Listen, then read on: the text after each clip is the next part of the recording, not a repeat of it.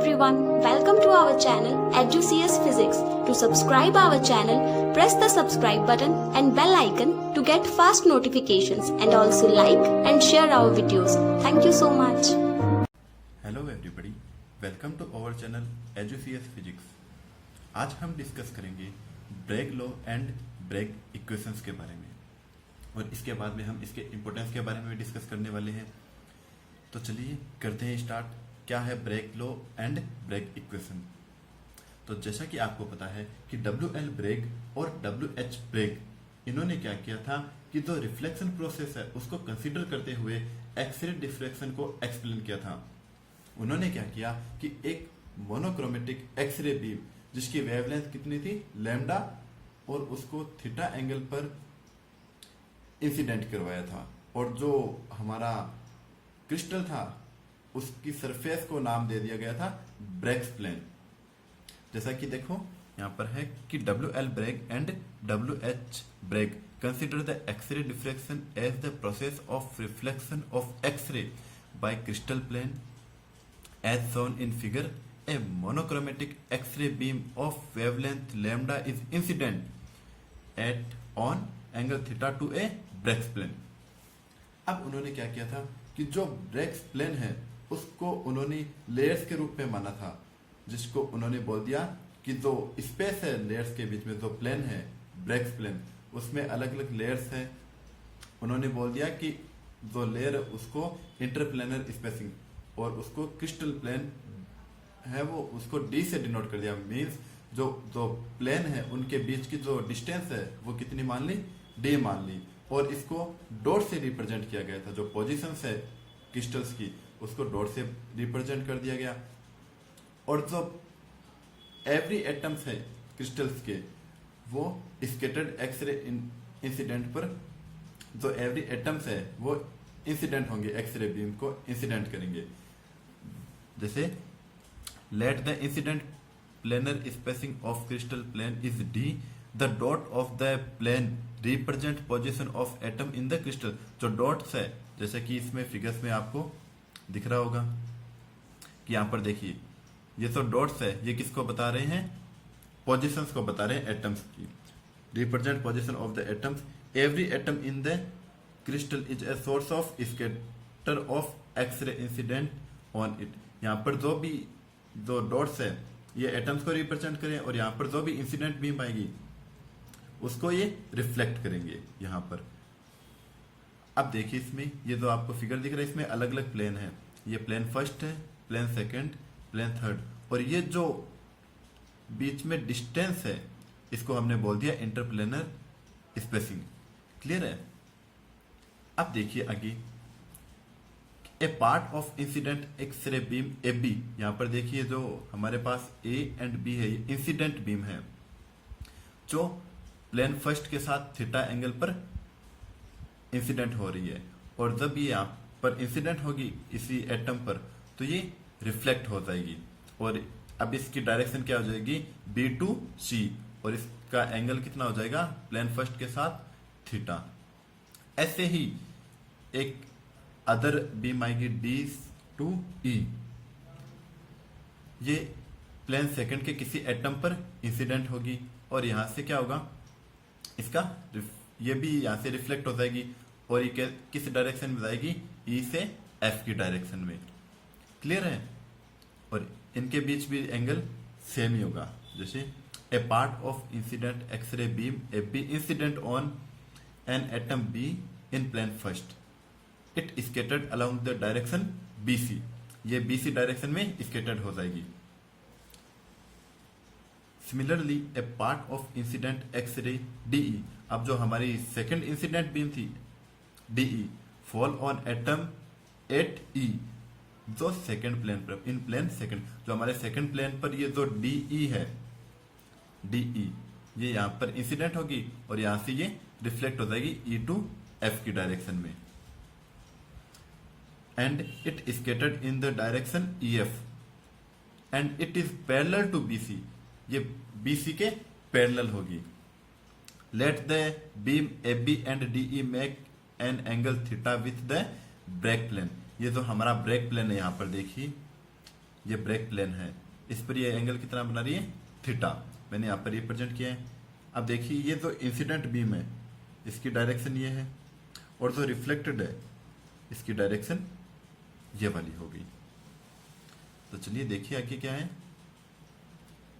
Let the beam AB and DE made an angle theta with the break plane.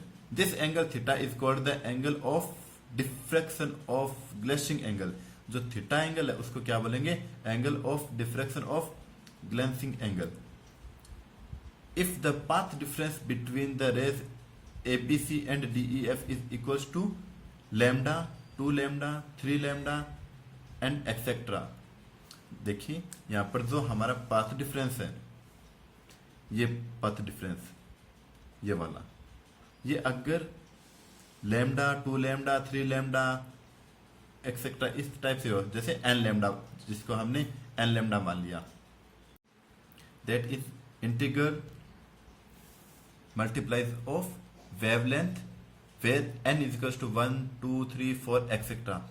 यहां पर तो हमने n lambda, 2 lambda, 3 lambda ऐसे माना, जिसको n लैम्डा माना था, वो इंटीजर्स मल्टीप्लाई है, are called first order, second order, third order etcetera maxima respectively. ये क्या होंगे, मैक्सिमा होंगे। As path difference is equals to n lambda, then rays reflect from constructive plane are in phase, so constructive interference take place among the reflected rays BC and EF. Hence, the resulting difference ray is intense. On the other hand, if path difference between the rays ABC and DEF is lambda by 2, 3 lambda by 2, 5 lambda by 2 and etc., then the scattered rays BC and EF are out of phase, so that destructive interference take place. अब अगर जो हमारे पथ difference है वो lambda by 2, 3 lambda by 2, 5 lambda by 2, या फिर इसको ऐसे बोल सकते हैं n लैम्डा बाय 2, अगर इस फॉर्म में हो तो क्या होगा, ये डिस्ट्रक्टिव इंटरफेरेंस करेंगे। मीन कहने का मतलब ये हो गया कि जो n लैम्डा बाय 2 है वो डिस्ट्रक्टिव इंटरफेरेंस टेक करेंगे, और यहां पर क्या होगा कि जो पथ डिफरेंस है उसमें जो रिफ्लेक्ट है वो काफी कम आएगा, and hence resulting rays intensity is minimum. जो इंटेंसिटी होगी रिजल्टिंग रेज की वो मिनिमम होगी, और अगर n लैम्डा होगा पथ डिफरेंस तो जो रिजल्टिंग इंटेंसिटी वो मैक्सिमम होगी। To find the path difference between these rays, draw perpendicular from B on DE and EF, जैसा कि आपको फिगर में दिखा रहा हूं अभी। ये देखिए यहां पर B से हमने DE पर परपेंडिकुलर ये पॉइंट P पर आ गया, और B से एक परपेंडिकुलर डाला है EF पर, ये Q पर आ गया। ये हमारा इस पर परपेंडिकुलर डाल दिया। The intersecting points of perpendicular are P and Q as shown in figure, जैसा कि आपको मैं फिगर में शो कर रहा हूं। ये देखिए यहाँ पर P एंड Q आ गया। अब यहाँ पर हमारे पास दो ट्राइंगल बन रहे हैं, 2 ट्राइंगल्स हैं, एक तो BPE एंड QBE, ये 2 ट्राइंगल्स आ गए। इससे हमें आगे इसको सॉल्व करना है। अब देखिए इसमें पाथ डिफरेंस कितना है, PE प्लस EQ, ये इक्वेशन फर्स्ट आ गई, एंड एंगल तो इनके बीच में एंगल है, angle PBE is equal to angle QBE, वो कितना हो जाएगा, थीटा। इन ट्राइंगल PBE इसमें हम साइन थीटा से सॉल्व करेंगे इसको, sine theta is equal to PE plus BE, और इसको सॉल्व करेंगे तो क्या आएगा, PE is equal to D sine theta, because जो हमारे पास BE की वैल्यू है वो कितनी होगी, D होगी। अब सिमिलरली हमारे पास जो अदर ट्राइंगल है उसको सॉल्व करेंगे। सिमिलरली फ्रॉम ट्राइंगल QBE, इसे भी हम साइन थीटा से सॉल्व करेंगे। तो यहां पर देखिए जो हमारी BE की वैल्यू है वो कितनी है, पहले से D है, तो इसको सॉल्व करेंगे तो QE is equal to BE sine theta, तो QE is equal to D sine theta. ये इक्वेशन थर्ड आ गई। अब हमें क्या करना है कि जो इक्वेशन फर्स्ट है ये वाली, इस इक्वेशन में पीई एंड EQ की वैल्यू पुट करनी है। पीई की वैल्यू इक्वेशन 2 में है और QE की वैल्यू इक्वेशन 3 में है। तो ये हम यहाँ पर इक्वेशन को पुट करेंगे। Now path difference from equation 1, 2 and 3,